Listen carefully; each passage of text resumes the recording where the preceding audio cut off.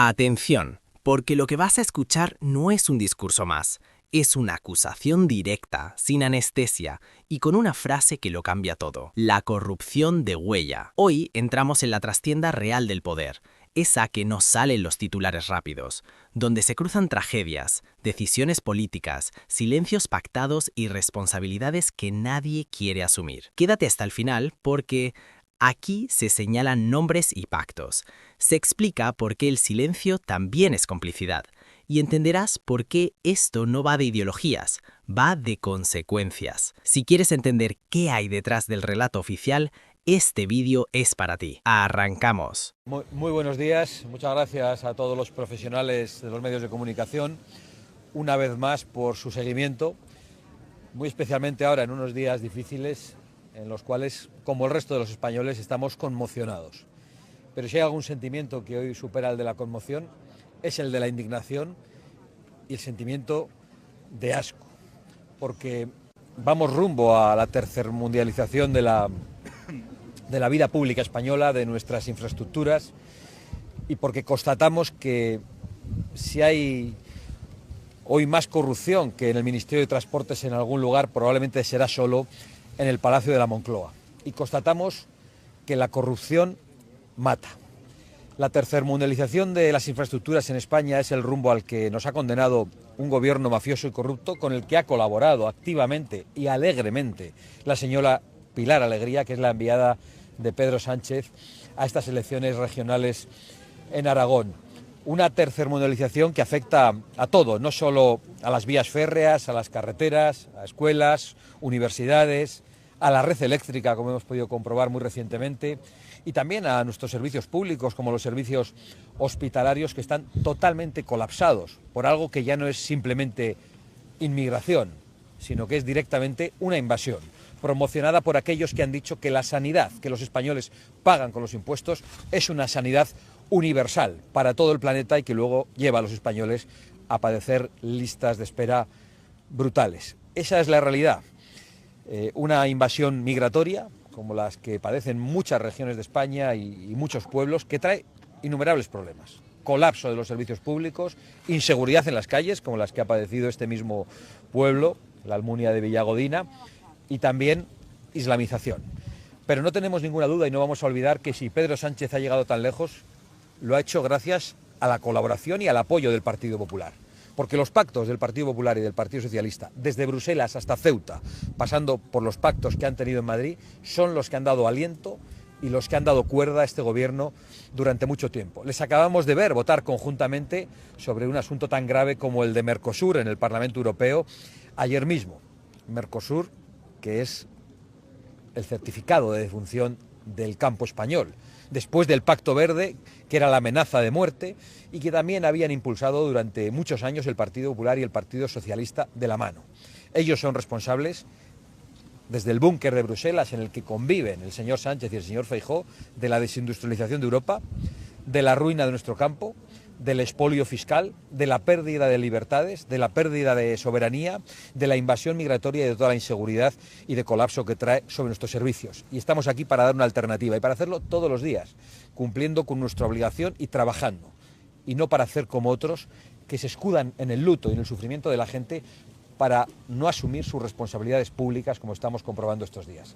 Muchas gracias por su atención y me pongo a su disposición para contestar a cualquier pregunta. Yo le querría preguntar, por esto último que ha mencionado, ¿qué le parece el pacto entre las distintas formaciones en Aragón para no hacer actos de precampaña? ¿Cómo valora ese silencio?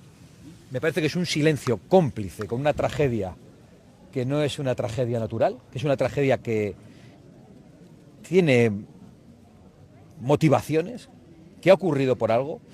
Había alertas de los ingenieros, de los usuarios, alerta de los maquinistas sobre lo que estaba pasando. No se han querido escuchar.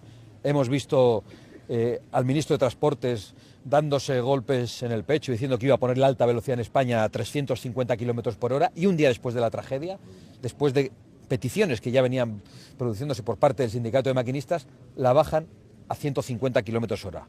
La alta velocidad prácticamente ha desaparecido en la mayor parte de los tramos en España después de esto, y entendemos que alguien tiene que asumir estas responsabilidades, las políticas y las responsabilidades penales, sin ninguna duda, y de hecho nosotros nos hemos personado en los tribunales para presentar querellas en los juzgados que ya están investigando la tragedia. El acuerdo de todos los partidos de mantenerse en silencio y de declarar unos días de luto es un acto de complicidad con los actos de corrupción en estos momentos, que sirve, entre otras cosas, para que la señora Pilar Alegría no haya explicado todavía a ningún medio de comunicación por qué su cuñado se ha beneficiado de su presencia en el ministerio y por qué ha recibido financiación pública a la empresa de su cuñado que no recibía antes de que ella llegase al ministerio. Y se ha escudado en las víctimas, se ha escudado en 43 muertos para decir que estos días no hablan. Utilizan el luto, el sufrimiento de la gente para no dar la cara, para no asumir sus responsabilidades. Yo tengo el mismo sentimiento de pena. He podido leer, escuchar y ver en la televisión historias tristísimas que no voy ni a reproducir, pero los españoles no esperan de mí que venga a expresar unos sentimientos. No esperan que los políticos seamos plañideras, sino que cumplamos con nuestra obligación. Y mi obligación es representar a la gente que está indignada y denunciar la corrupción. Y decir hoy que la corrupción mata. Y que precisamente lo que ha ocurrido en Córdoba ha ocurrido en un ministerio cuyo ministro está en la cárcel, con una presidenta de Adif imputada en los tribunales, con un consejero de Renfe Mercancías, que era Koldo, que está en la cárcel, con noticias que hemos conocido de que querían colocar, por no insultarlas, a sobrinas de nadie en ese tipo de empresas y en las contratas que estaban participando en la renovación de la vía férrea precisamente en estos lugares. Y un día después de la tragedia bajan la velocidad a 150 kilómetros por hora en una declaración de autoinculpación. Y por eso yo no voy a mantener el silencio. El luto lo llevamos por dentro, las oraciones por las víctimas, el que tenga fe como yo que la tengo, pues las hacemos, pero cumplimos con nuestra obligación. El luto no puede seguir siendo una excusa de los políticos para no dar la cara, para no asumir sus responsabilidades. Y aquí tiene que dimitir mucha gente y tienen que sentarse en el banquillo muchos. Santiago, mencionaba usted la querella que ha puesto Vox hace escasas horas contra la expresidenta Adif imputada y también contra el actual presidente por delitos de homicidio imprudente, prevaricación y otros muchos. ¿Cree usted realmente que toda esta corrupción que hemos ido conociendo de este gobierno, entre otras cosas en el Ministerio de Transportes, puede haber afectado de forma directa a que haya esta dejación, por ejemplo, en el mantenimiento de los servicios ferroviarios? Lo creo firmemente y por eso hemos presentado esta querella. Yo creo que la corrupción mata. Yo no utilizo las palabras a la ligera. Yo creo que la corrupción tiene consecuencias. La corrupción destruye la confianza de los ciudadanos en las instituciones y hoy hemos visto que la corrupción mata. Hay corrupciones de mucha naturaleza. Hay corrupciones económicas, como probablemente la que hemos visto en estos momentos. Hay corrupciones por omisión, porque quizá un ministro se quiere poner una medalla y decir que los trenes van a ir más rápido que en Japón y resulta que las vías no lo permitían. Ese es otro tipo de corrupción. Hay corrupción moral en la política. La de aquellos, por ejemplo, que en Valencia se negaron a construir las infraestructuras que habrían impedido la riada. La de aquellos que impiden limpiar los montes y luego los ciudadanos ven como sus montes y sus pueblos son pasto de las llamas. Hay muchos tipos de corrupción en la política. Y en este caso estamos probablemente ante todas las corrupciones juntas. Y por eso yo lo quiero denunciar con toda firmeza. Igual que es el luto falsario de la mayor parte de los políticos en España. Sabemos que no prestan mucha atención a las encuestas, nos lo dicen siempre, pero acabamos de conocer la última del CIS en Aragón, donde se refleja un escenario muy similar al de Extremadura, ¿no? Con un aumento muy importante para su formación.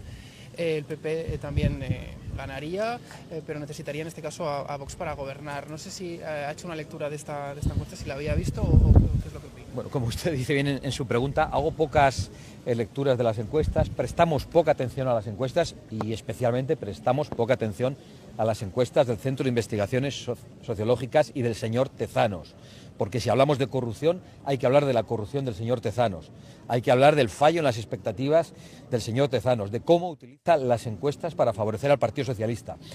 Yo no tengo ninguna duda de que si las encuestas del Centro de Investigaciones Sociológicas a nivel nacional fueran ciertas, hoy estaríamos en elecciones generales. Sánchez habría convocado elecciones inmediatamente, pero son falsas y solo buscan movilizar a la opinión pública en una clave determinada y para beneficiar al gobierno, porque el gobierno ha saltado todas las instituciones desde la más alta hasta la más baja. Dicho lo cual, nosotros tenemos confianza en nuestras expectativas, confianza también en superar las expectativas de las encuestas. Respetamos también a todos los trabajadores y funcionarios que trabajan en el Centro de Investigaciones Sociológicas, pero desconfiamos absolutamente de cualquier cosa que en estos momentos pretenda predecir alguien como Tezanos insisto, que creo que está haciendo corrupción con las encuestas y por lo tanto con el dinero público. Nosotros le hemos llevado a los tribunales y lo seguiremos haciendo.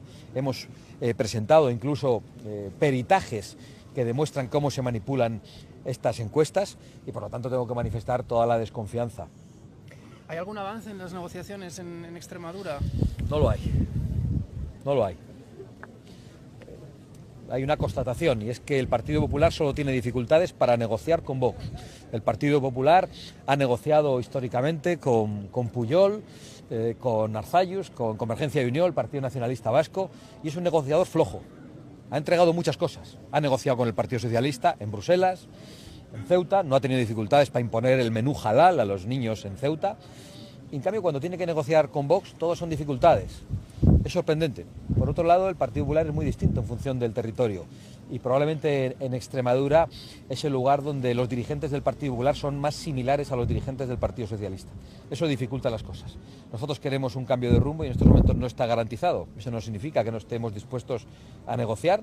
Nos han votado para gobernar, nos han votado para que negociemos en función de la fuerza que los ciudadanos nos han dado y vamos a seguir haciéndolo. Pero en estos momentos no hay avances importantes y esperanzadores. Santiago, mencionó usted los acuerdos entre el Partido Popular y el Partido Socialista y ayer en el Parlamento Europeo se votó para llevar a los tribunales el acuerdo de Mercosur, que según los propios agricultores españoles podría suponer la destrucción del campo español. ¿Le sorprende que también se uniesen en esto el PP y el PSOE contra los intereses del campo español? La verdad es que del PP y del PSOE no me sorprende nada, ni una cosa ni la contraria, porque son capaces de contradecirse a ellos mismos, de contradecirse en función del territorio, de lanzar un mensaje en Bruselas y otro en España.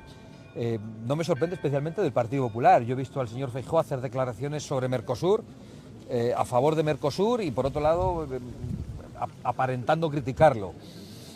Realmente la posición del Partido Popular solo puede definirse como la de una estafa. La del Partido Socialista es una traición, es un acto de corrupción permanente y la del Partido Popular es una posición de estafa. Es realmente muy difícil desentrañar cuál es su verdadera posición y por lo tanto no me sorprende nada de lo que hagan. Pueden votar una cosa o la contraria y yo no estaría perplejo, la verdad. Yo le quisiera preguntar, ayer en Davos Donald Trump habló claramente del despliegue de las energías renovables, de los ventiladores, aerogeneradores. En Europa. Aragón es una tierra afectada por ese despliegue. ¿Cuál es su posición al respecto?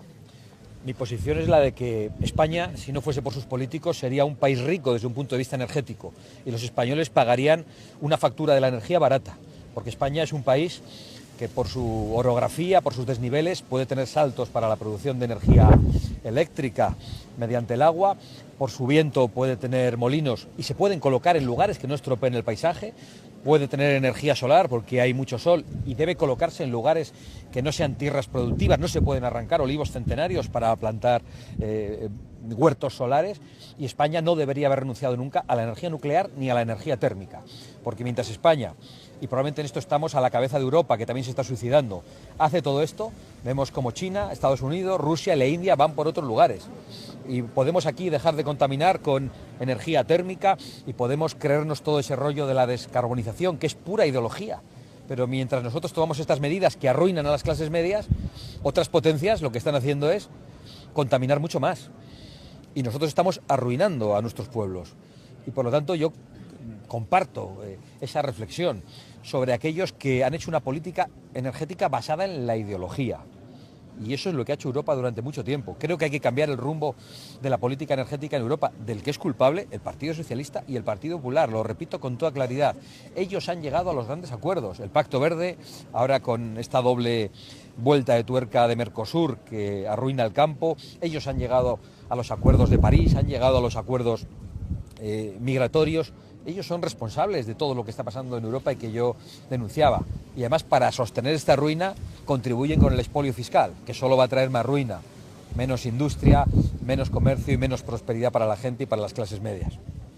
Muchas gracias. Muy amables.